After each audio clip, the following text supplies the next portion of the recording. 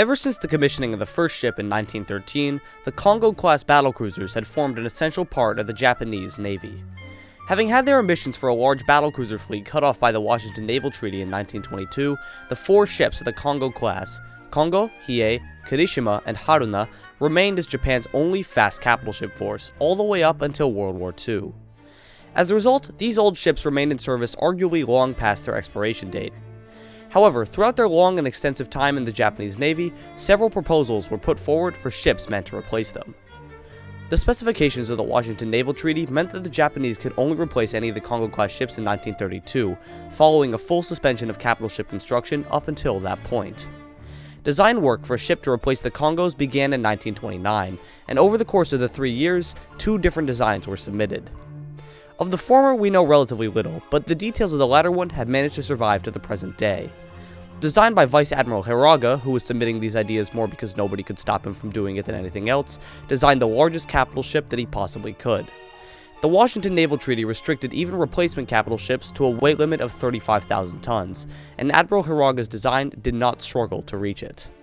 On top of the relatively high weight, the ship was given a top speed of around 26 knots, 4 knots slower than the Kongō class, but YOLO, and a 15-inch armored belt to protect against enemy shellfire, all mounted in a very short citadel area in order to not breach the 35,000-ton limit. The ship's main battery was to somehow consist of no less than 10 16.1-inch guns, and 2 triple and 2 double turrets, with each triple superfiring over the doubles in 2 pairs, one fore and one aft. This high amount of large guns was rather optimistic for a ship of her size, but again, YOLO. The secondary battery was much more standard, 16 6-inch guns mounted in a hybrid layout with 8 mounted in casemates and the rest mounted in small turrets. Most of the armament and machinery ended up being squashed into a rather small area amidships, which, although giving the ships a rather attractive look, ended up having a large downside.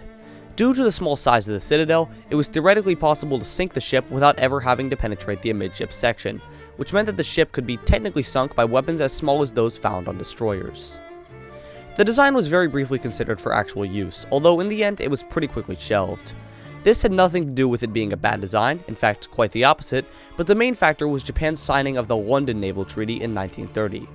One of the main clauses of this treaty was to again extend the holiday on capital ship construction, and as such, the design for the Kongō replacements was shelved until further notice.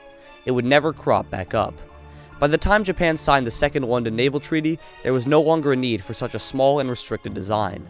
Japan's ambitions were much bigger, and in a world where the Yamato class was already on the drawing board, the Kongō replacements had no place.